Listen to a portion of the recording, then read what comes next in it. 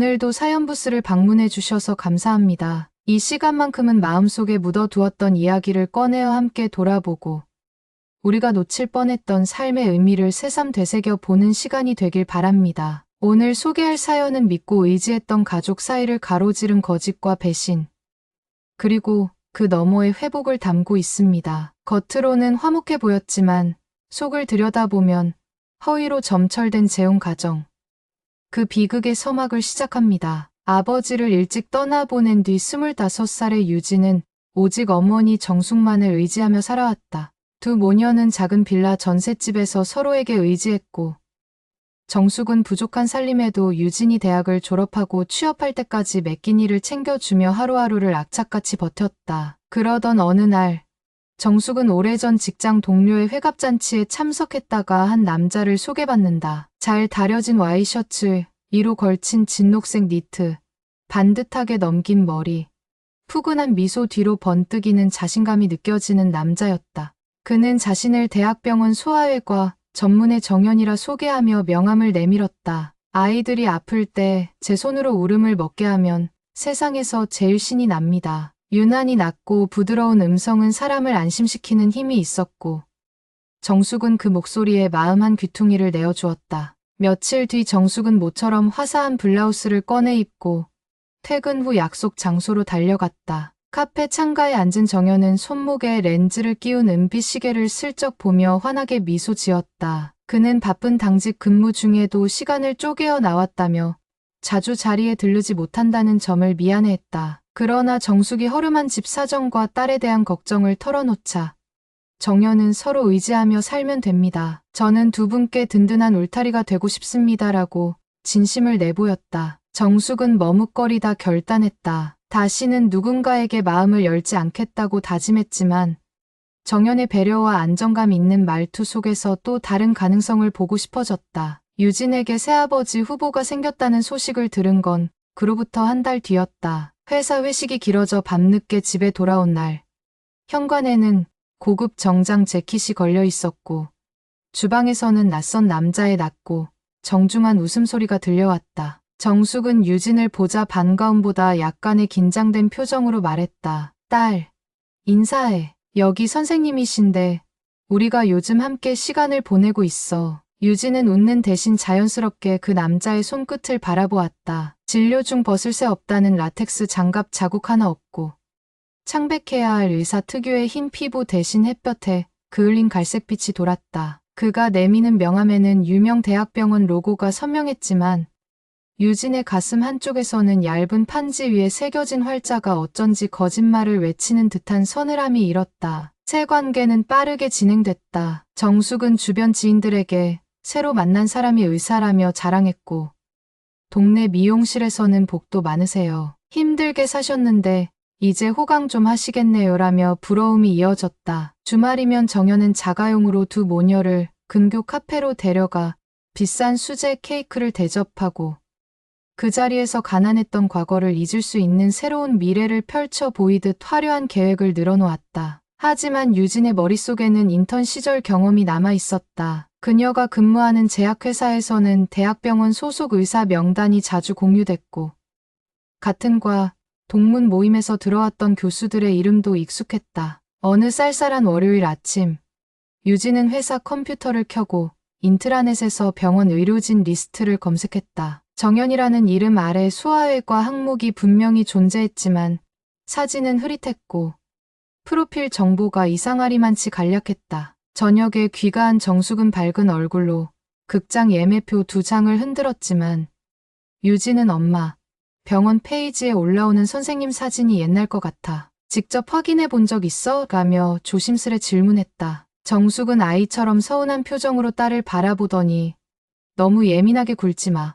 선생님이 자기를 얼마나 생각해 주는데 라고 목소리를 낮췄다. 그날 밤 유진은 잠을 이룰 수 없었다. 한 번도 본 적 없는 사람을 가족으로 받아들여야 한다는 막연한 두려움과 어머니가 혹시 상처받을까 두려워서 닫아두었던 의심이 교차했다. 그리고 다음 날 정숙은 손수 네일숍에서 받은 코랄색 매니큐어를 자랑하며 혼인신고부터 서둘러야 하지 않겠냐고 선생님이 그러시더라라며 설렘을 숨기지 못했다. 유진은 결국 마음속 결심을 굳혔다. 엄마는 행복하면 된다고 하겠지만 그 행복이 조작된 거라면 나는 그냥 보고만 있지 않을 거야. 그녀는 늦은 밤 휴대폰 검색창에 탐정사무소와 진위 확인 서비스를 차례로 입력하며 떨리는 손끝을 다잡았다. 며칠 뒤 유진은 퇴근길에 정연이 운전하는 차를 멀리서 보게 되었다.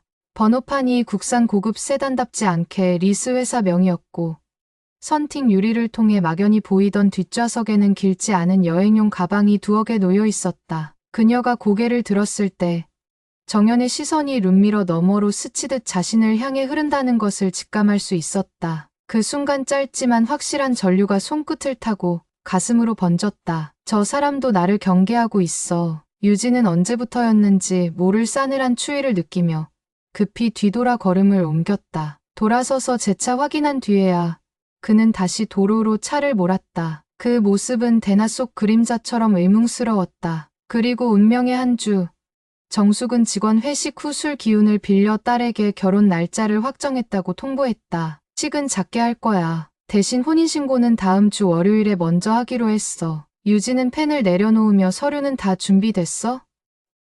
주민등록 등본이랑 의사 면허증 사본 같은 것도 필요하지 않아? 라고 물었지만 정숙은 그 정도는 선생님이 다 알아서 해주신대라며 이 신뢰를 흔드는 질문을 물리쳤다. 모녀의 대화는 짧은 침묵으로 끝났으나 그날 이후 유진은 어머니 몰래 베이지색 파일을 챙기고 정연의 경력을 뒷조사할 계획을 치밀하게 세우기 시작한다. 평일 오후 유진은 잠깐의 반차를 내고 근처 구청을 찾았다. 출입문 너머로 보이는 가파른 계단과 형광등 불빛이 낡은 행정건물 특유의 분위기를 풍겼다. 민원실 창구에서 개인정보 확인 절차를 거친 뒤 그는 떨리는 손으로 컴퓨터 모니터를 바라봤다. 의사 면허 등록 번호로 조회된 결과는 단 하나. 발급일이 무려 12년 전이었고 그 뒤로 갱신이 없었다. 게다가 사진 파일은 시스템 오류로 확인되지 않았다. 용건을 마치고 나오는 길. 공중전화 부스 옆 벤치에 앉아있던 유진은 땀이 밴 손끝으로 스마트폰 연락처를 뒤졌다. 탐정사무소 번호가 뜨는 화면을 바라보며 그녀는 자신이 지금부터 거대한 거짓의 벽을 부술지도 모른다는 두려움과 동시에 설명하기 힘든 이상한 안도감을 느꼈다. 그날 밤 정연은 예고 없이 집에 들렀다. 정숙은 저녁 내내 해물전골을 끓이며 단추 풀린 앞치마를 펄럭였고 유진은 무심히 식탁에 앉아 국물을 저었다. 정연은 현장에서 응급수술이 잡혀서 바빴다며 사과했지만 왼손 약가락에 희미하게 남은 푸른 기름때가 눈에 띄었다. 유진은 연신 물수건으로 손을 닦아내는 그의 모습을 지켜보다 선생님 병원에서는 요즘도 라텍스 장갑 대신 저런 기름 성분 있는 거 쓰나요? 라고 담담히 물었다. 정숙의 숟가락이 허공에서 멈췄고 정연은 순식간에 입꼬리를 내리더니 요즘 장갑이 바뀌어서 그래요라며 웃었다. 그러나 그 웃음은 처음 만났을 때처럼 여유롭지도 다정하지도 않았다. 유진은 속으로 결심했다. 이번 주말 안에 분명한 증거를 찾아내지 못하면 엄마는 돌이킬 수 없는 선택을 하게 될 거야. 도서관에서 밤을 새우다시피 조사한 결과 의사협회 내부 문서를 열람할 수 있는 길은 몇 갈래뿐이었다. 그 중 하나가 봉사의료 캠프 기록이었다. 정연이 주장한 근무 경력과 봉사 이력이 일치하는지 확인하기 위해 유진은 복사된 프로그램 북을 뒤적였다. 익숙한 이름 하나 없이 페이지가 넘어갈수록 그녀의 등줄기를 따라 한기가 기어올랐다. 있다고 했던 모든 것이 존재하지 않는다면 저 사람은 대체 누구지? 그 들끓는 의문 속에서 갈등의 불씨는 드디어 불길로 번져 오르기 직전이었다. 유진은 탐정사무소로부터 첫 중간보고를 받기까지 정확히 열흘을 기다려야 했다. 그 시간 동안 정숙과 정연의 관계는 눈에 띄게 가까워졌다. 매일 아침 정연은 새벽 당직이 끝났다며 집 앞에 들러가 구운 크루아상을 건넸고 정숙은 모르는 사이 아침 식사에 치즈와 살라미를 곁들이기 시작했다. 주말에는 근사한 세미나에 참석한다며 모녀가 살고 있던 빌라를 며칠씩 비우기도 했다. 어느 저녁 정숙은 들뜬 목소리로 혼인신고 다음 날 바로 집부터 옮기자더라. 전셋집 정리해서 명의가 내게 되어 있는 예금하고 합치면 작은 아파트 하나 살 수 있을 거래라고 말했다. 유진은 표면적으로 고개를 끄덕였지만 안쪽에서 부글부글 끓어오르는 불안이 얼굴을 뜨겁게 달궜다. 그날 밤 그녀는 전세보증금 계약서를 핸드백에 넣은 채 몰래 편의점 사본기에서 복사본을 뽑았다. 며칠 뒤 택배함에 꽂힌 두툼한 봉투 속에는 탐정이 정리한 사진과 진술서, 사본이 들어 있었다. 첫 장을 넘기자 낯선 이름, 진광식이 붉은 펜으로 표시돼 있었다. 출생지 부산, 고등학교 중퇴, 미등록 신용불량자. 유진은 손끝이 떨려 사진을 위아래로 돌렸다. 두꺼운 코트를 걸친 채 매형의 결혼식장 한켠에 서 있는 남자가 바로 정연, 아니 진광식이었다. 다음 장에는 10년 전 전당포 사기 혐의로 체포되었다가 증거불충분으로 불기소된 기록이 달려 있었다. 의사 면허증 역시 인터넷에서 떠도는 원본 이미지를 한글 파일로 열어 이름과 면허번호를 바꾼 뒤 컬러 출력한 것이라는 감식 보고가 첨부되어 있었다. 마지막 장에는 최근 그가 거래한 5개 계좌가 나열돼 있었는데 출금 내역의 수신인은 전국 각지에 흩어진 동일 명의의 휴대폰 대리점, 중고차 매매상, 금은방이었다. 돈을 모으는 게 아니라 빨대처럼 빼내고 있다는 탐정의 메모가 붉은 형광펜으로 곁들여져 있었다. 이 사실을 눈으로 확인한 순간 유진의 등 뒤에서 어머니가 방 문을 열었다. 딸, 내일 예식장 계약하러 가야 하는데 같이 갈래? 정숙의 볼은 홍조가 돌아 있었지만 그 기쁨 위에 얇은 파우더가 덧발라져 마치 낯선 가면처럼 보였다. 유진은 서둘러 봉투를 서랍 깊숙이 밀어넣고 회사 일정이 빡빡해서 힘들 것 같아요. 대신 견적서 오면 보내주세요라고 대답했다. 방문이 다시 닫히자 그녀는 숨을 길게 내쉬었다. 엄마에게 지금 보여줘야 하나? 아니, 증거가 더 필요해. 엄마는 이미 사랑이라는 이름으로 자기를 속일 준비가 되어 있어. 다음 날 아침, 유진은 출근 전 은행 지점에 들렀다. 창구 직원에게 전세보증금 반환 일정을 문의하며 혹시 모를 법적 분쟁에 대비해 계약 해지 시점과 반환 절차를 확인했다. 친절한 직원이 들려주는 매뉴얼적 설명이 머릿속으로 들어오지 않았다. 정연이 어머니의 전세보증금을 노린다면 혼인신고 후 명의가 합쳐진 순간 모든 게 위험해진다. 그녀는 점심시간에도 브라우저를 열어 혼인 중 발생한 채무와 사기 피해, 구제 관련, 민법 조항을 끝없이 스크롤했다. 그러나 그날 저녁, 사태는 예상보다 빨리 터졌다. 정숙이 퇴근 후 곧장 병원이라며 외출하자 집 초인종이 울렸다. 낯선 남자가 명함을 내밀었다. 의료장비 납품업체 과장이라고 적힌 명함 뒤에는 계약 보증금이라는 단어가 볼펜으로 휘갈겨 있었다. 정 선생님 댁이 맞죠? 지난주 계약금 잔액이 밀려서 급히 전달 드리려고요. 그는 대수롭지 않게 말했으나 유진은 순간 머리가 하얘졌다. 계약요? 어떤 계약이죠? 그 남자는 의아한 표정으로 자가검진 이동버스 건인데 장비 선입금을 선생님 개인 명의로 결제하셔서 잔액 서류가 여기로 오라던데요라고 말했다. 유진은 그 서류를 받아들고 얼빠진 채 서명을 했다. 봉투를 열어보니 이동버스 개조비와 장비 설치비로 7천만 원이 적혀 있었고 이미 2천만 원이 입금된 것으로 확인됐다. 거래 계좌 이름은 정숙이었다. 정숙이 돌아온 건 밤 10시였다. 술기운이 오른 얼굴로 딸, 선생님이랑 병원 외래 확장 사업 얘기했는데 고아원 순회 진료버스를 만든다더라. 내가 전세보증금 일부를 빼서 투자하기로 했어라고 말했다. 유진은 손에 들고 있던 계약서를 내밀며 엄마, 이거 오늘 낮에 도착했어. 잔금 5천만 원이라는데 그 돈 어디서 내려고 해? 라고 다그쳤다. 정숙은 술기운이 순식간에 가시며 그건 선생님이 알아서 할 거야. 내가 일부만 보태면 된다니까라고 했지만 목소리는 처음으로 흔들렸다. 유진은 서랍에서 탐정 보고서 봉투를 꺼내 식탁에 내려놓았다. 엄마, 이거 다 읽어봐. 저 사람 의사 아니야. 이름도 가짜고 사기 전과자야. 정숙은 종이 위에 낯선 이름을 바라보다 손등으로 귀를 쓸어 넘겼다. 무슨 말이야. 여기 명함도 있고 병원장도 알고 있다 했잖아. 유진은 낮게 한숨을 내쉬었다. 명함은 프린트고 사진은 사이트에서 퍼온 거야. 병원장은 아마 그 사람을 모를 거야. 순간 정숙의 눈가에 눈물이 맺혔다. 그녀는 서류를 품에 안고 내가 뭘 안다고 그래. 선생님은 내게 처음으로 다정한 말을 건네준 사람이야. 나는 계속 혼자였잖아 라며 흔들리는 목소리로 외쳤다. 유진은 치밀어 오르는 울분을 누르며 엄마가 혼자인 건 맞지만 그래서 더더욱 정확히 봐야 해. 사랑을 믿지 말라는 게 아니야. 눈앞에 이 사람이 엄마를 털어먹으려는 거라면 어떻게 할 건데? 라고 말했다. 정숙은 대답 대신 문을 밀치고 방으로 들어가 문을 걸어 잠갔다. 그 뒤로 들려오는 흐느끼는 소리가 새벽까지 이어졌다. 다음 날 출근길. 유진은 한 통의 전화를 받았다. 따님 맞으시죠?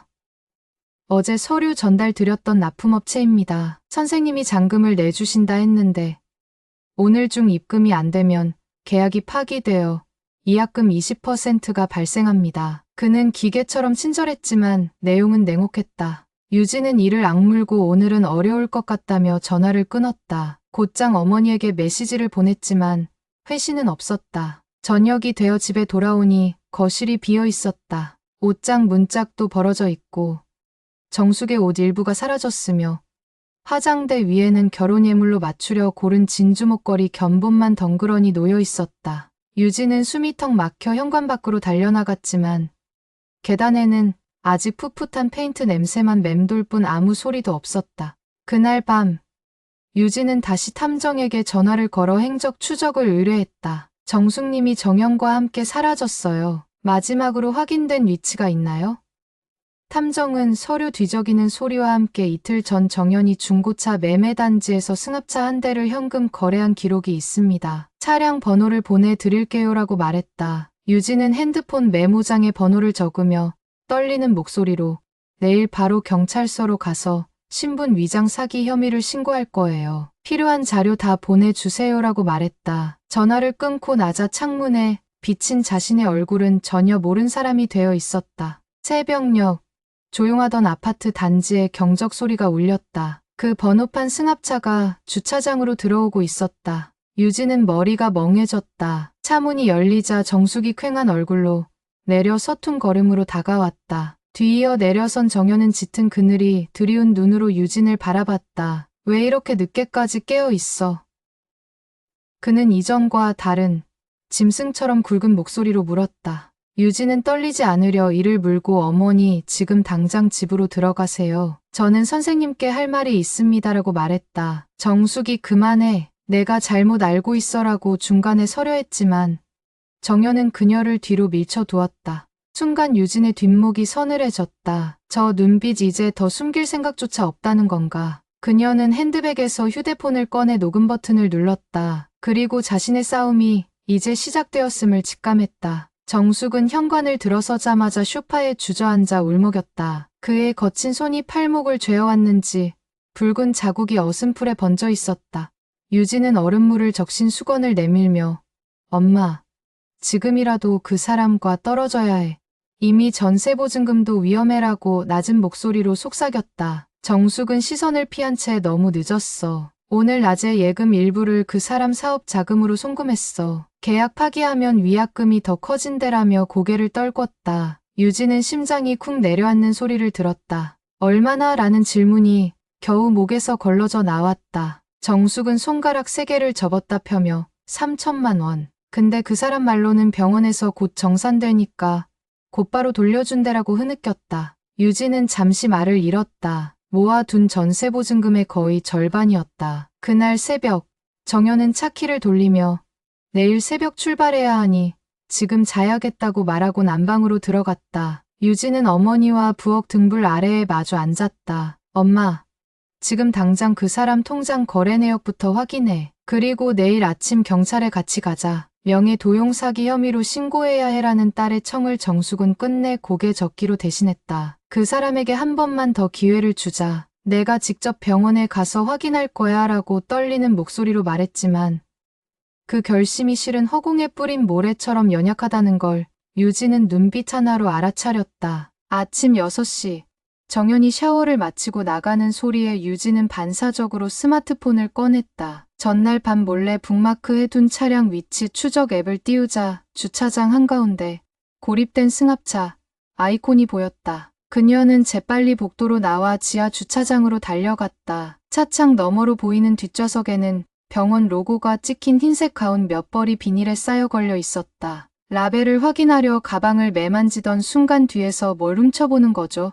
라는 쉰 목소리가 들렸다. 정연이 바람막이 지퍼를 끝까지 올린 채 서 있었다. 유진은 쿵 하고 뛰는 가슴을 억누르며 어제 모친께서 말씀하신 투자 계약, 서류를 다시 볼 수 있을까요? 확인할 게 있어서요 라고 최대한 평정심을 가장했다. 정연은 입술을 비죽 들며 계약서.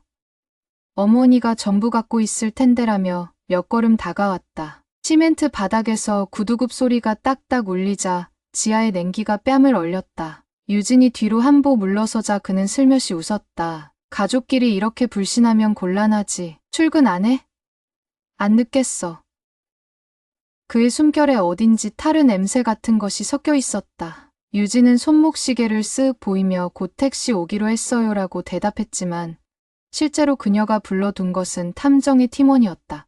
오전 9시 유진은 회사를 병가 처리하고 바로 시내경찰서 경제범죄수사팀을 찾았다. 준비해둔 탐정 보고서, 위조면허 분석 파일, 계약서 사본을 책상 위에 펼쳐 놓자 형사는 고개를 끄덕이며 동종 수법 전과자라면 빠른 편이네. 재혼 과정에서 자녀 몰래 재산을 빼돌린 사례가 있었는지 더 조회해 볼게라고 말했다. 진술서를 작성하는 동안에도 유진은 전화기를 놓지 않았다. 어머니에게는 전화를 걸지 못했지만 은행 콜센터와 전세대출 보험사 그리고 납품업체 과장에게 순식간에 연락을 돌렸다. 그녀는 모든 상대에게 계약금과 투자금을 보류해달라. 사기 혐의 수사가 시작됐다고 통보했다. 점심 무렵 납품업체 과장이 흥분한 목소리로 다시 전화했다. 방금 그 선생님이 사업권 취소하겠다며 이약금 없이 처리해달라고 고함치다 나갔어요. 입금이 안 되면 우리도 계약 해제 조항 따라야 하거든요. 유진은 이를 악물었다. 그가 돈줄이 막힌 걸 알아챘어. 이제 도망칠 수밖에 없겠지. 그녀는 곧장 집으로 달려갔다. 현관문 앞에는 2개의 여행 가방이 바퀴 자국을 남긴 채 사라져 있었다. 거실 바닥엔 어제까지 있던 결혼용 한복 보자기가 풀어져 있고 소파 위로는 정숙의 반지갑만 덩그러니 놓여 있었다. 유진은 침실 문을 열었다. 서랍은 비워져 있었지만 장롱맨 윗칸에서 급히 숨겼다 빼낸 듯 구겨진 봉투 하나가 미처 챙겨지지 못한 채 남아 있었다. 서류 봉투 안에는 신용정보 조회서, 증권계좌 개설 서류, 그리고 정숙 명의의 인감증명서 신청서가 들어 있었다.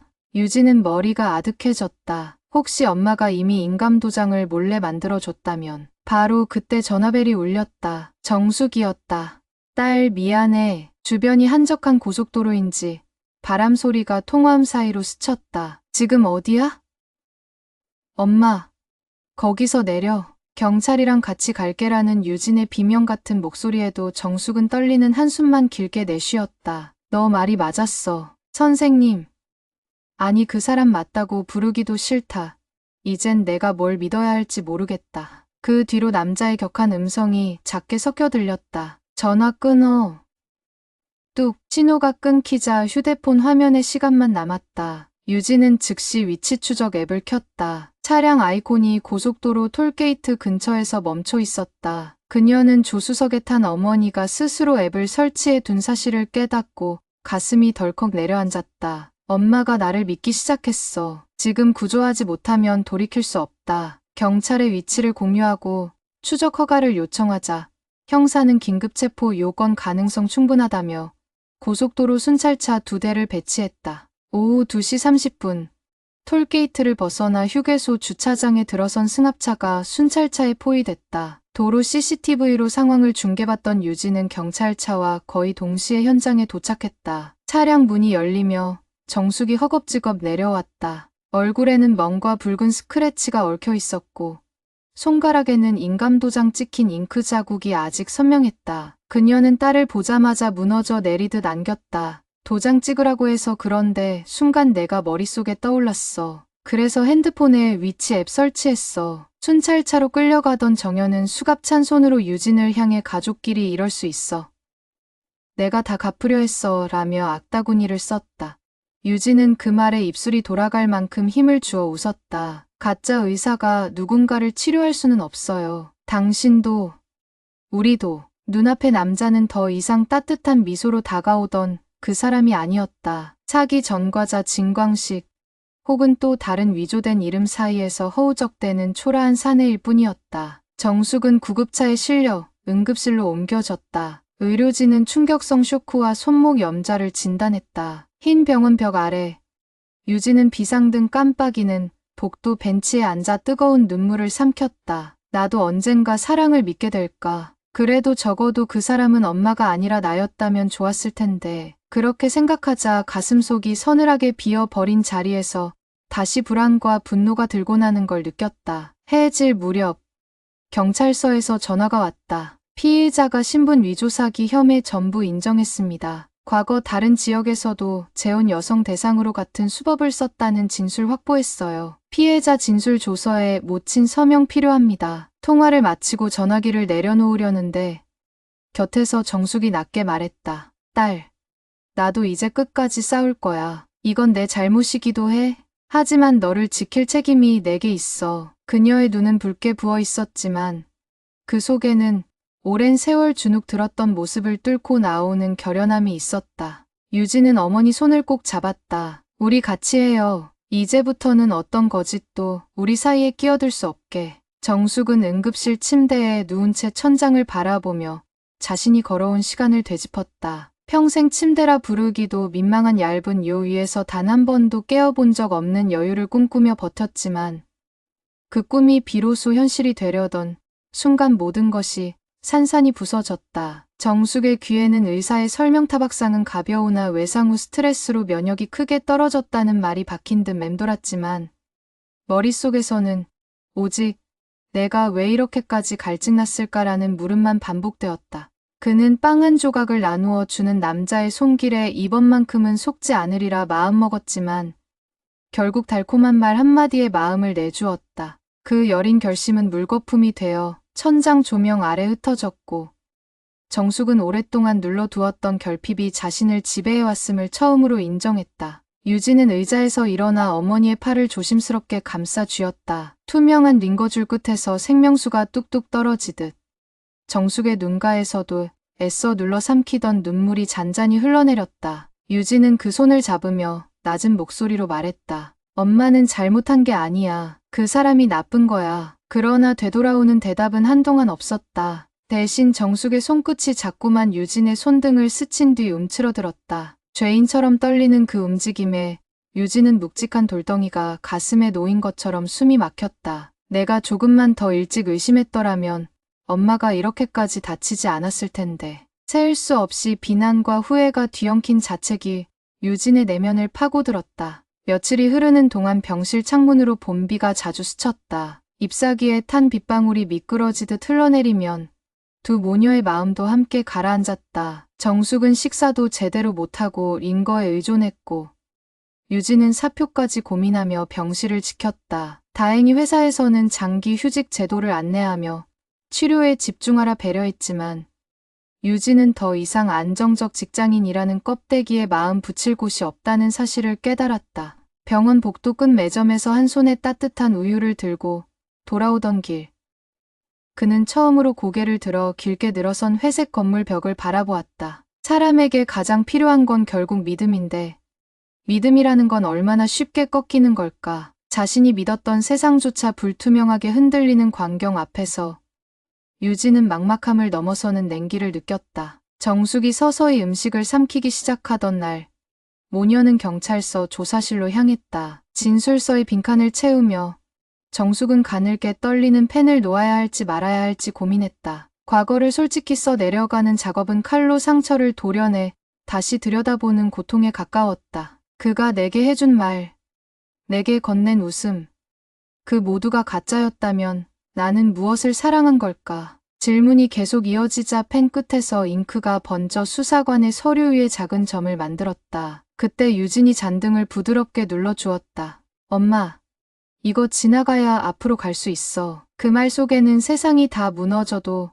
당신은 혼자가 아니란 위로가 담겨 있었다. 진술이 끝난 뒤 다른 피해자들과의 대질 조사가 이어졌다. 함께 울며 분노한 그 얼굴들 가운데 정숙은 자기 잘못과 그들의 잘못이 어디까지 얽혔는지 분간할 수 없었다. 남자의 온화한 미소와 같은 레퍼토리를 들려주었던 기억을 공유하던 순간 피해자들은 마치 수십 년 된 경험을 하루 들어온 듯 진득한 연대를 느꼈다. 한 중년 여성은 손수건으로 눈을 훔치며 우리가 부끄러운 게 아니었네요. 사랑을 믿고 싶었던 마음이 죄일 순 없잖아요라 중얼거렸고 그 말에 정숙은 처음으로 고개를 숙이고 있던 어깨를 살짝 폈다. 단 한 명도 자신을 손가락질하지 않는 자리에 서서 그는 비로소 내가 홀로 깨어지지 않았다라는 기묘한 안도감을 얻었다.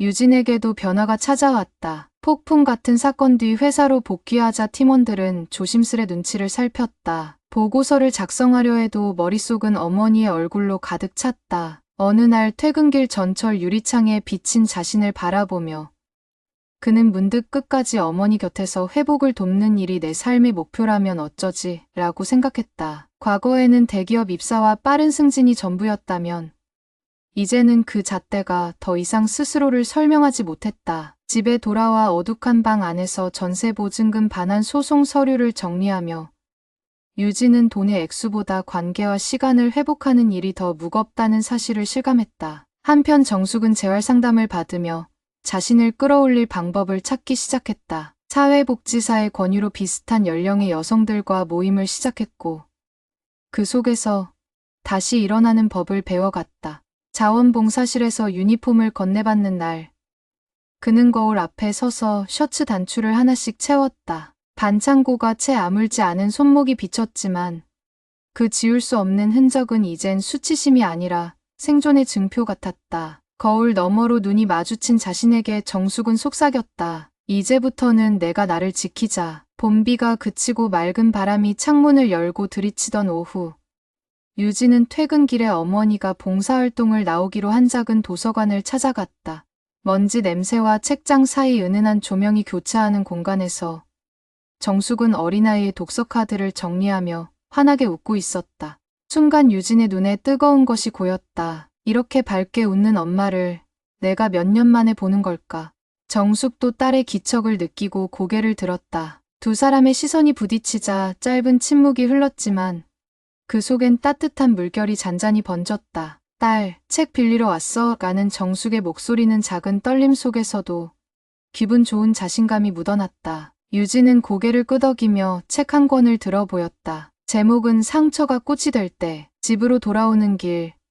모녀는 낡은 버스 창문에 기대어 노을을 바라보았다. 분홍빛과 주황빛이 뒤섞인 하늘은 그리고 있는 듯 자연스럽게 번져 있었다. 유진은 어머니 손등을 살며시 덮으며 속으로 다짐했다. 우리가 겪은 아픔이 단지 재난이 아니라 성장의 흔적이 되도록 나는 언제까지든 옆에 있을 거야. 정숙은 손을 맞잡은 채 조용히 미소 지었다. 이 아이만은 어떤 거짓도 없이 행복하게 살아가게 해야지. 눈부신 하늘 아래서 두 마음이 겹쳐졌고 이전에는 보지 못했던 새로운 길이 선명하게 펼쳐지기 시작했다. 봄 끝자락의 바람이 한층 따뜻해진 어느 날 정숙은 재활상담 일정을 마치고 유진과 함께 변호사 사무실로 향했다. 승합차 사건이 검찰로 송치된 뒤 형사 재판 일정이 잡혔고 피해자들이 모아둔 민사 소송도 동시에 진행되기 시작했다. 정숙은 회색 정장 재킷 소매를 조심스레 고쳐 입으며 작은 한숨을 내쉬었다. 몇 달 전만 해도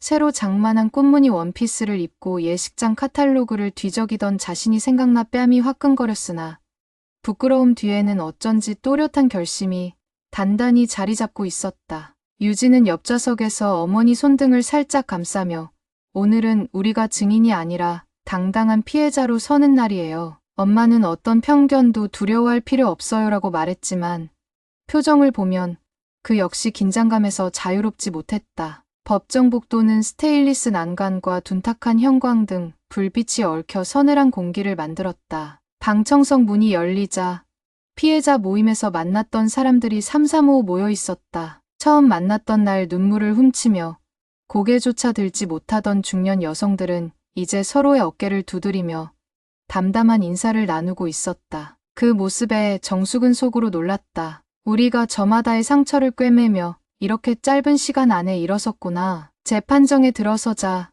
피고석 안쪽 유리벽 뒤에 앉은 진광식과 눈이 마주쳤다. 그는 어딘가 초라해진 정장을 입고 서류 뭉치를 뒤적이다 시선을 돌렸고 거기에 스며있는 옅은 조소를 정숙은 신기하리만큼 평정된 마음으로 바라볼 수 있었다. 더 이상 저 눈빛에 흔들리지 않아.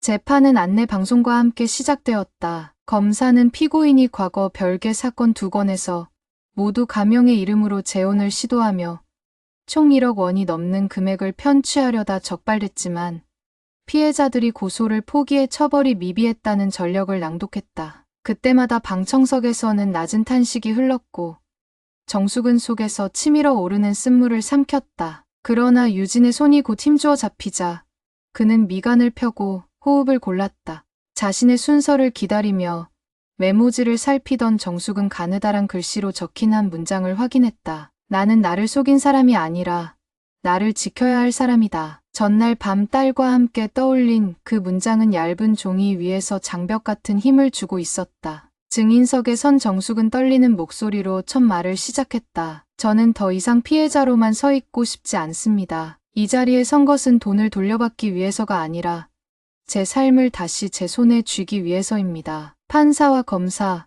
변호인의 시선이 동시에 움직였다. 정숙은 이어서 자신이 투자 명목으로 송금한 내역, 인감증명서가 어떻게 악용될 뻔했는지, 그리고 자신이 느꼈던 공포와 회한을 또박또박 설명했다. 진술 말미. 그는 고개를 잠시 숙이더니 눈물을 훔치지 않은 채 끝맺었다.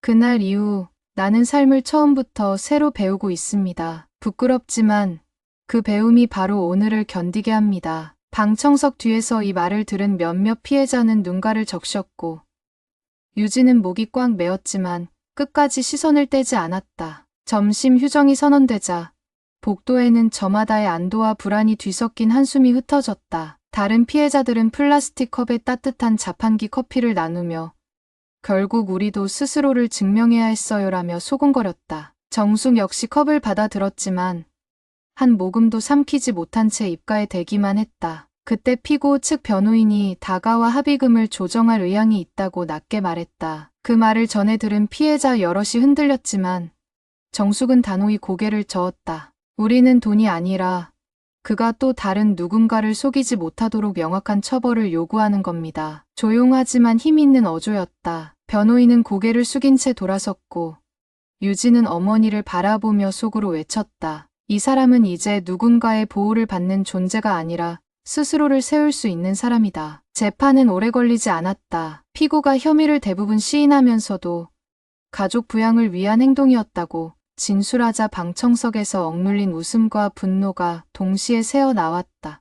검사는 징역 6년을 구형했고 판사는 피고인이 반복적으로 신분을 위장하여 혼인관계를 악용했고 피해 규모가 상당하며 피해자들이 입은 정신적 경제적 손해가 복구되지 않았다고 양형 이유를 설명했다. 최후 변론이 끝나고 판사는 선고 기일을 일주일 뒤로 잡았다. 법정을 나온 뒤 정숙과 유진은 근처 공원 벤치에 앉았다. 벚꽃이 거의 지고 연한 초록잎이 돋아난 가지 사이로 햇살이 내려왔다. 정숙은 손가락 끝에 묻은 알코올솜 냄새를 느끼며 말했다. 딸, 이상하지?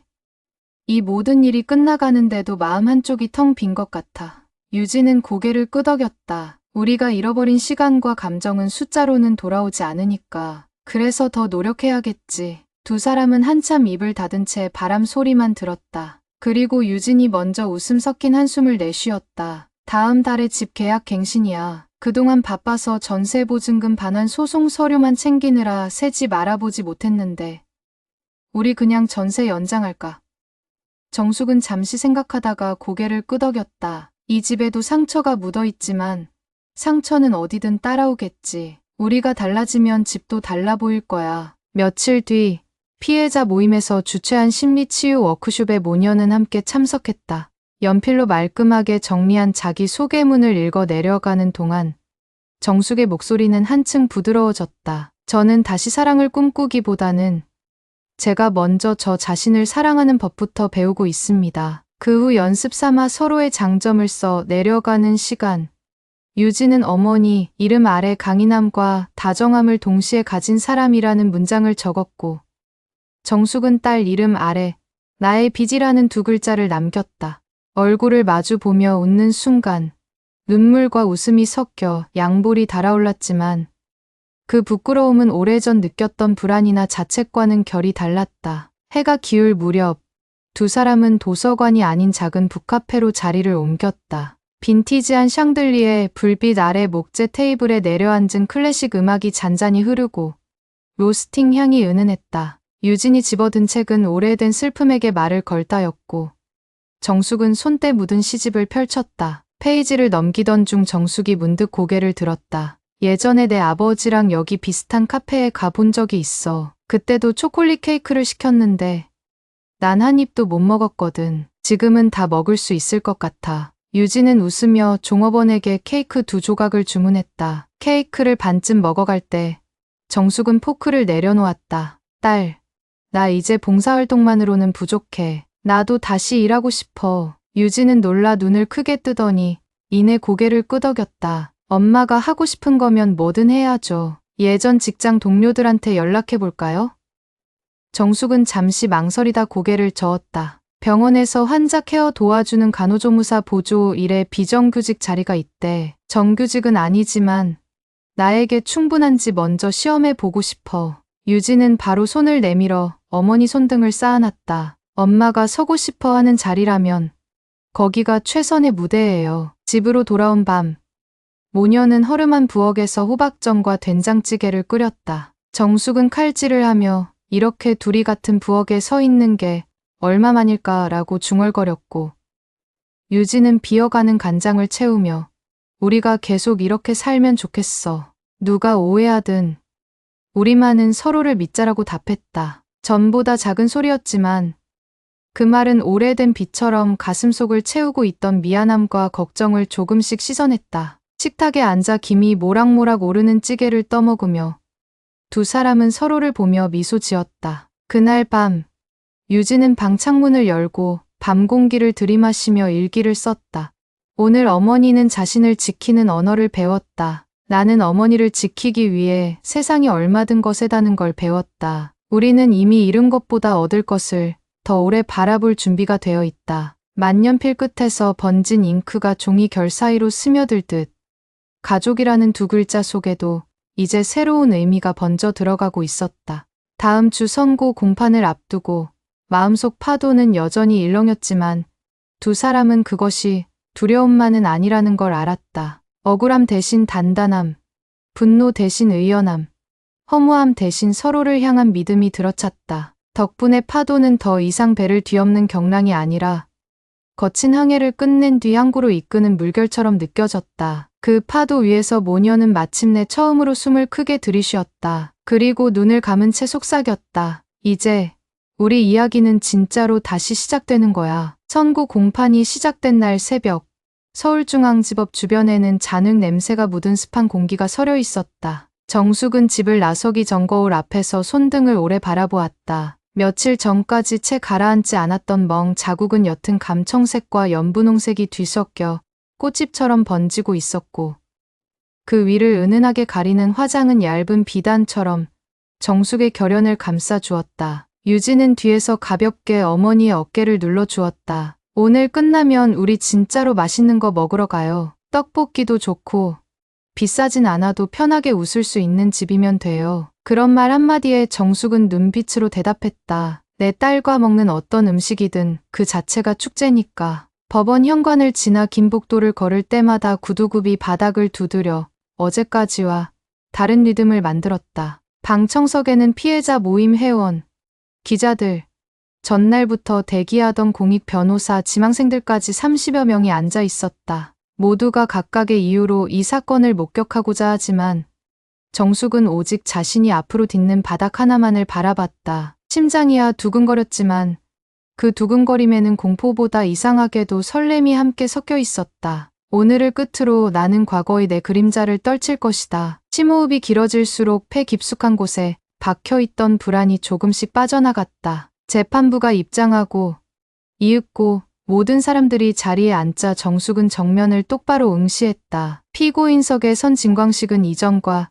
달리 낮아진 고개를 들지 못하고 있었다. 착발에 가까울 만큼 짧아진 머리카락 사이로는 며칠 사이 파리해진 피부가 드러났다. 그는 지난 공판 이후 구치소에서 거듭 진술을 번복하며 일시적 판단력 상실이었다고 호소했으나 이미 확보된 증거와 피해자, 진술은 그 말들을 공허하게 만들었다. 검사는 지난 10년간 피고가 총 4개의 다른 이름으로 혼인신고 혹은 동거를 시도한 뒤 수개월 안에 각종 명목으로 금액을 편취하고 잠적한 사실을 상세히 낭독했다. 청중석 곳곳에서 숨을 삼키는 소리와 종이 부스러김이 이어졌지만 정숙의 귀에는 복도 끝에서 밀려오는 바람 소리만큼 먼 소리로 들렸다. 판사가 마지막으로 피고에게 발언 기회를 주었을 때 진광식은 고개를 겨우 들었다. 저는 피해자분들께 깊이 사죄드립니다. 저는 가족을 부양해야 했고, 그러나 그 말이 채 끝나기도 전에 방청석 뒤편에서 휙 하고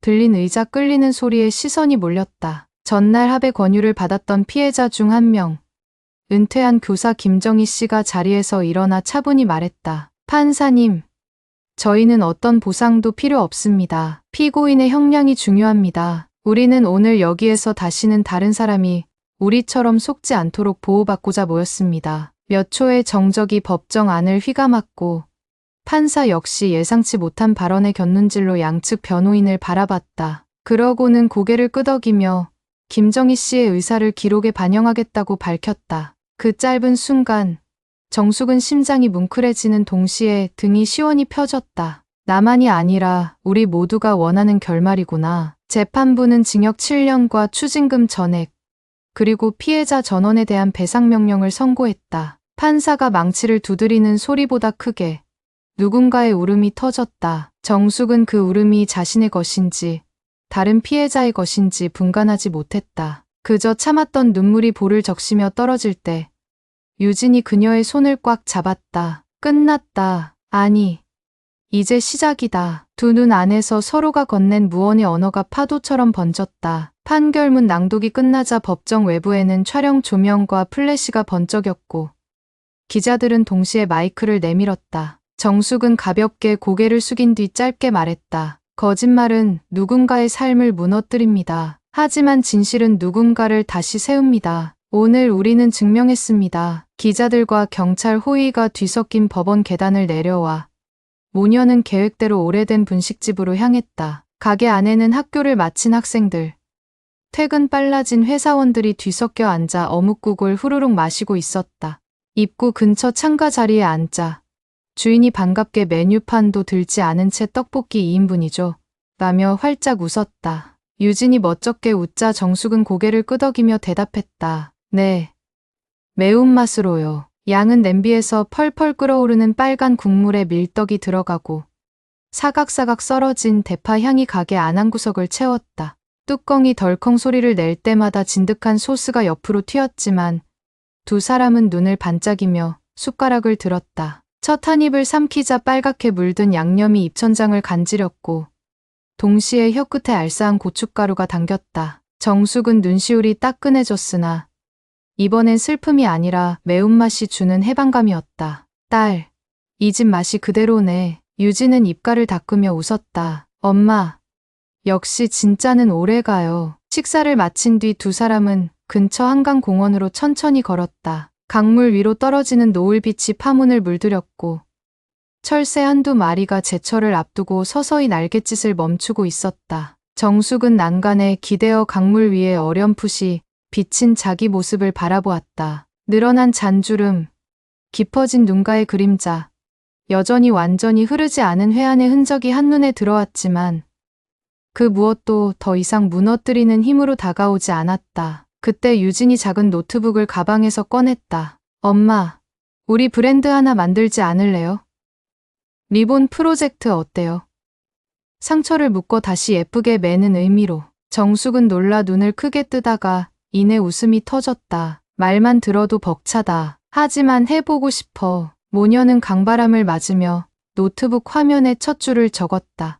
리본 프로젝트 재혼가정 사기 피해 지원 네트워크. 며칠 뒤 피해자 모임 회의실에는 예상을 뛰어넘는 인원이 몰렸다. 모임 대표로 선출된 김정희 씨는 우리가 각자 받은 상처를 사회적 자산으로 바꾸자고 선언했고 정숙은 첫 번째 연사로 나섰다. 저는 치유 프로그램에서 배운 것을 공유하고 싶습니다. 처음에는 상담 문을 두드리는 게 큰 결심이었지만 이제는 누구든 물어볼 수 있는 작은 다리만 있어도 된다는 걸 알게 됐어요. 손가락 끝을 살며시 맞잡은 채 그는 이어서 자원봉사법률 지원 긴급주거 연결까지 단계별 계획을 발표했다. 그림 도면과 예산표, 심리지원 매뉴얼이 차례로 벽면 스크린에 띄워질 때마다 참석자들은 박수를 보냈다. 누군가는 우리가 상처를 팔아 돈을 번다고 비난할지도 몰라요. 하지만 우리에겐 돈이 아니라 더 많은 사람을 지키는 일이 먼저예요. 발표가 끝나자 사람들은 기립해 응원했고 유진은 뒤에서 핸드폰으로 어머니의 모습을 담으며 사랑한다는 말을 눈빛으로 전했다. 리본 프로젝트의 첫 기금 마련 행사로 기획된 소규모 바자회는 예상치 못하게 지역 방송국의 관심을 끌었다. 촬영 기자가 인터뷰를 요청하자 정숙은 떨리는 목소리로 다시 마이크를 잡았다. 저도 한때 정 선생님 부인이란 이름 석 자로 살 뻔했습니다. 하지만 이제 저는 제 이름, 제 발로 서 있는 사람입니다. 인터뷰는 지역 SNS에서 큰 반향을 일으켰고 몇몇 인터넷 댓글은 따뜻한 응원으로 가득 차 있었다. 누군가는 우리 어머니도 비슷한 일을 겪었다며 DM을 보내왔고 또 다른 누군가는 정숙 씨가 있어 다행이라는 글을 올렸다. 그 글들을 읽으며 정숙은 울컥했지만 더는 고개를 떨구지 않았다. 상처는 여전히 아프지만 이제는 누군가를 도울 이유가 되었다. 한편 유진에게도 변화가 찾아왔다. 회사는 장기 휴직 후 복귀 계획을 세워보라며 새로운 팀 제안을 해왔지만 그는 명함을 내려놓았다. 대신 모자란 자격증을 준비하기 위해 야간대학원 심리상담학과에 지원했다. 누가 내게 상담을 받으려 할까? 라는 의심이 들 때마다 그는 병원 복도에서 깨달았던 절실함을 떠올렸다. 사람은 사람으로 일어선다. 입학 서류를 제출한 뒤 돌아오는 길. 그는 하늘을 올려다보며 한참을 서 있었다. 멀리 도서관 창문 불빛이 어둑한 거리를 비추고 있었고 한강 다리 아래로는 흐르는 물소리가 기차처럼 낮게 깔려 이어졌다. 그때 휴대폰 진동이 울렸다. 어머니였다. 딸, 오늘 울었니?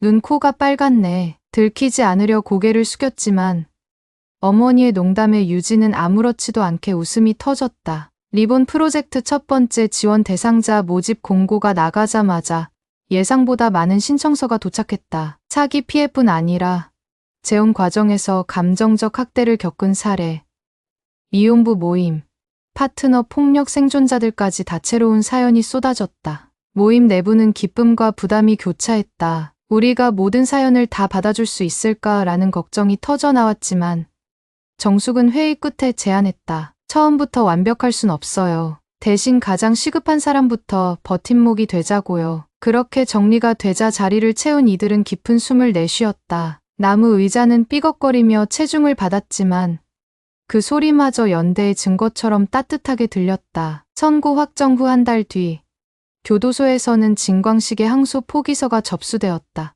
그는 형량 전부를 수용하겠다는 짤막한 문장을 보낸 뒤 피해자들에게 사과 편지를 썼다. 흑연으로 눌러쓴 삐뚤빼뚤한 글씨에는 저 또한 고아원에서 자랐고 돈 없이는 사랑을 얻을 수 없다고 믿었다는 고백이 들어 있었다. 편지를 읽은 정숙은 한참 동안 무거운 침묵 끝에 편지를 접어 봉투에 넣었다. 유진이 묻지 않아도 그는 작게 말했다. 용서는 아직 멀었어. 그래도 언젠가 내 마음도 다른 방향으로 나아갈 수 있겠지. 그 말에 유진은 고개를 끄덕였다. 우리의 치유는 어쩌면 그 사람의 치유이기도 할 거예요. 하지만 순서는 늘 우리 먼저. 두 사람은 고개를 맞대어 봉투를 서랍 깊숙이 넣었다. 가을 문턱. 리본 프로젝트는 첫 법률 워크숍을 열어 혼인 전 재산 보호와 상속 설계, 강연을 진행했다. 50여 석 강의실은 만석이 되었고 강사는 신뢰와 사랑은 다르지 않지만 법적 안전망이 사랑을 해치는 것은 아니다라며 현실적 도움을 제시했다. 발표가 끝나고 질문 시간.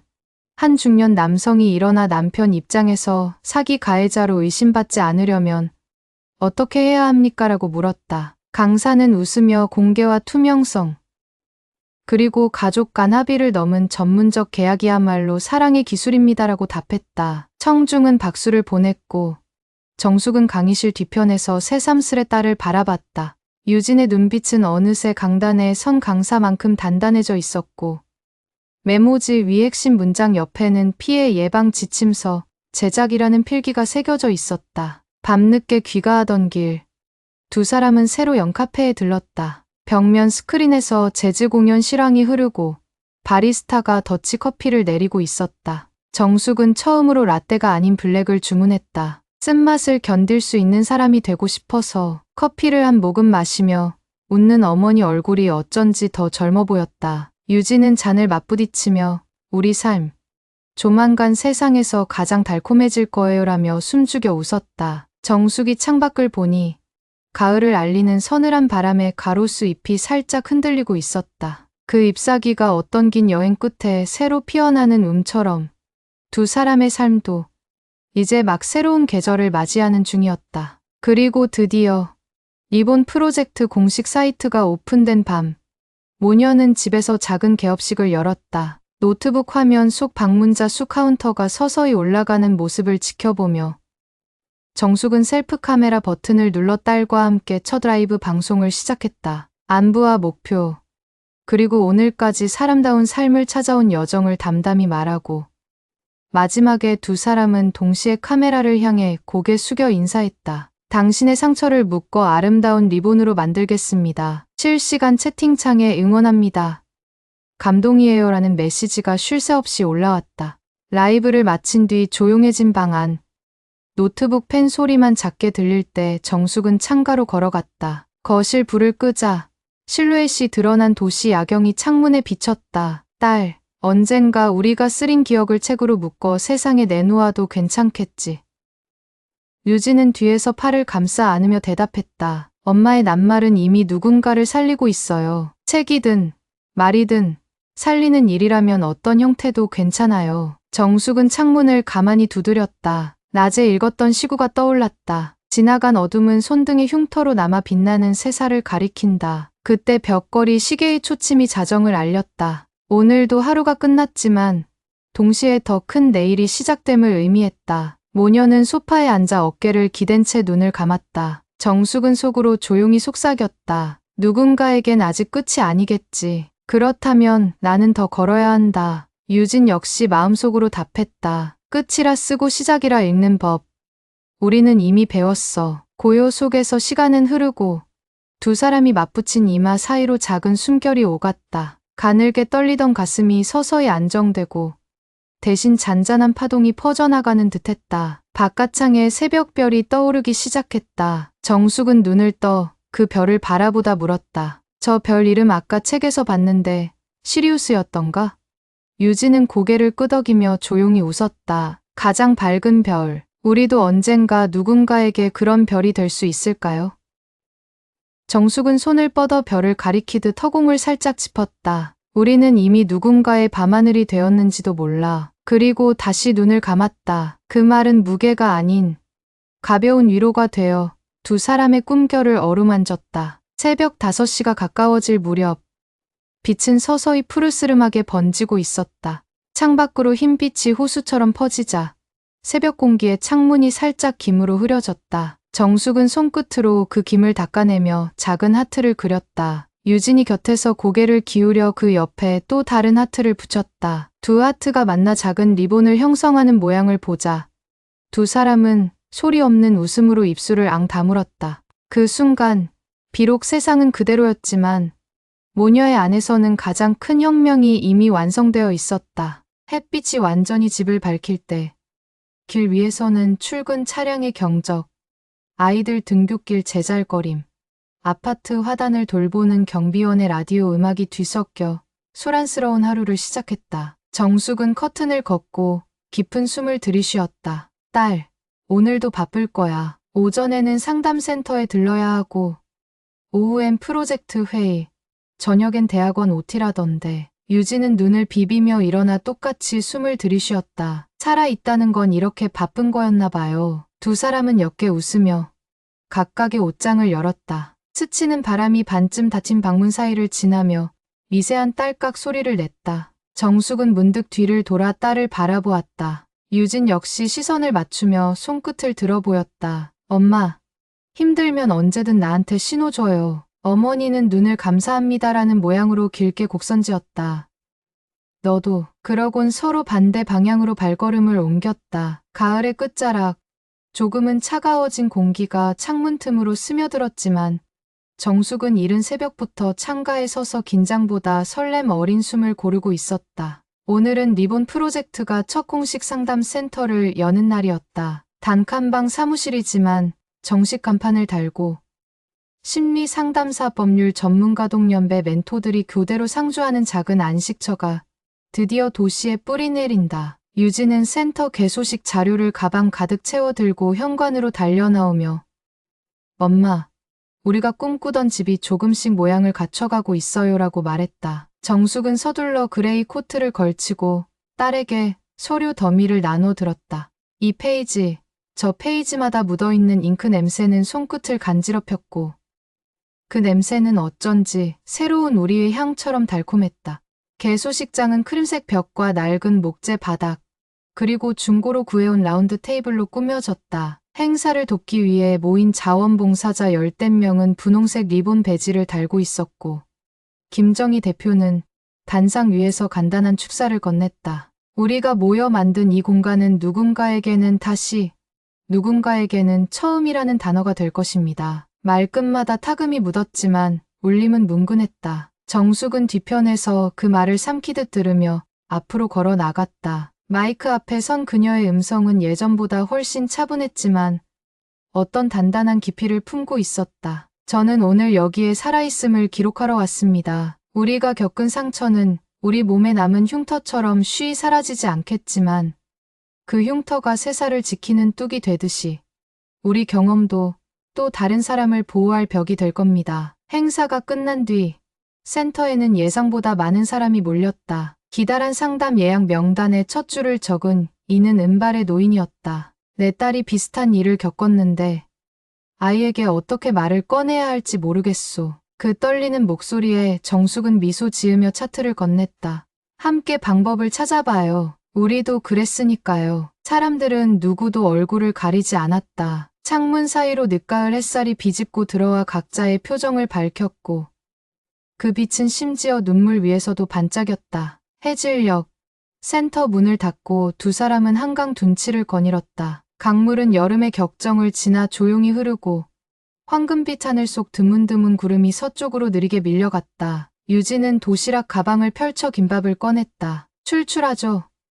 오늘은 우리가 처음 자취방에서 말아먹던 그 표고 김밥 레시피 그대로예요. 정숙은 한 입 베어 물고 눈을 가늘게 뜨며 웃었다. 그때 밥을 너무 꽉 눌러서 돌덩이처럼 딱딱했었지. 두 사람은 그 추억에 소리 죽여 웃었다. 웃음 뒤에 찾아오는 고요함 속에서 정숙은 문득 말했다. 딸, 이제 나는 누구 앞에서도 내 이름을 작게 부르지 않을 거야. 하지만 혹시 또다시 흔들리는 날이 오면 내가 먼저 너에게 손 내밀게. 유진은 미간을 살짝 찌푸리다 곧장 밝게 웃었다. 그땐 엄마보다 더 빨리 달려가서 받아줄 거예요. 그날 밤 둘은 집으로 돌아오자마자 서재에 앉아 작은 탁상 스탠드를 켰다. 화이트보드에는 재혼 가정 안전 매뉴얼 1, 관계의 속도 제기 2, 경제적 투명성 확보 3, 법적 검증 체크리스트라는 글자가 깔끔히 정리되어 있었다. 유진은 펜을 돌리며 교도소 프로그램 연계도 추가해야겠어요. 가해자도 재범을 막을 교육이 필요하니까 라고 덧붙였다. 정숙은 깜짝 놀라 딸을 보더니 고개를 끄덕였다. 맞아. 진짜 변화를 바란다면 우리도 편견을 벗어야지. 시계가 밤 12시를 알릴 무렵 두 사람은 작업을 멈추고 창문을 열었다. 차가운 공기가 방안을 씻겨내리듯 흘렀고 멀리서 구급차 사이렌 소리가 희미하게 울렸다. 정숙은 창틀에 팔을 괜 채 도시 야경을 내려다봤다. 옛날에는 저 불빛 속 어딘가에 숨어 살고 있다고 느꼈어. 하지만 지금은 똑같은 불빛이 내게 손짓하는 것 같아. 어서 나와. 함께 살아라고. 유진은 어깨를 맞댄 채 창밖을 보며 속삭였다. 우리가 걸어온 길만큼이나 앞으로도 기나긴 길이 있겠죠. 그래도 이번엔 함께니까 두렵지 않아요. 얼마 뒤 휴대폰 알람이 울렸다. 리본 프로젝트 사이트에 첫 기부금이 입금되었다는 알림이었다. 액수는 크지 않았지만 정숙은 그 숫자가 어둠 속에서 작게 빛나는 별처럼 아름답게 느껴졌다. 그녀는 슬쩍 웃으며 휴대폰을 들어 올렸다. 처음의 첫걸음. 다시 시작하자. 유진이 손바닥을 내밀어 엄마 손을 덮었다. 손끝에서 전해지는 미세한 맥박이 살아있다는 선명한 리듬으로 두 사람의 가슴을 동시에 두드렸다. 빛바랜 기억 속에서 흘러나온 슬픔도 사라지지 않는 불안도 그 맥박 앞에서는 깊고 조용히 물러났다. 창밖 어둠은 더 깊어졌지만 하늘 한켠 새벽별들이 꼭 붙어 반짝였다. 정숙은 몇 달 전 병원 복도에서 느꼈던 차가운 형광등 빛을 떠올렸다. 그곳에서 자신은 철저히 무너졌지만 바로 그 자리에서 또다시 일어설 줄도 배웠다. 딸, 우리가 여기까지 온 걸 누군가 믿어줄까? 그 물음에 유진은 단호히 대답했다. 엄마, 우리가 믿으면 세상이 뒤따라줄 거예요. 그 말은 반짝이는 강물에 돌을 던져 퍼지는 동심원처럼 조용히 그러나 멀리까지 울렸다. 그리하여 모녀는 누군가에게 빛이 되고 다른 누군가에게는 온기가 되며 또 어딘가에서는 억눌린 목소리를 끌어올릴 마중물이 되었다. 그들 앞에 펼쳐질 날들은 여전히 불완전하고 때로 험할 것이다. 그러나 한때 가짜 사랑에 짓눌려 겨우 숨 쉬던 과거는 이제 진짜 삶을 증명하는 뿌리가 되었다. 그리고 그 뿌리 위에 피어오른 리본은 상처난 사람들의 손을 한데 묶어 언젠가 세상을 향해 커다란 매듭을 지어줄 것이다. 끝이 아닌 계속, 슬픔이 아닌 성장, 절망이 아닌 연대. 모녀는 그 길을 오늘도 걸어간다. 이야기를 마친 지금 여러분 마음에도 작지만 따뜻한 리본 하나가 묶였길 바랍니다. 삶이 때로 거칠고 속일지라도 진심은 결국 사람을 다시 일으킵니다. 다음 사연에서 또 뵙겠습니다. 시청해 주셔서 감사합니다.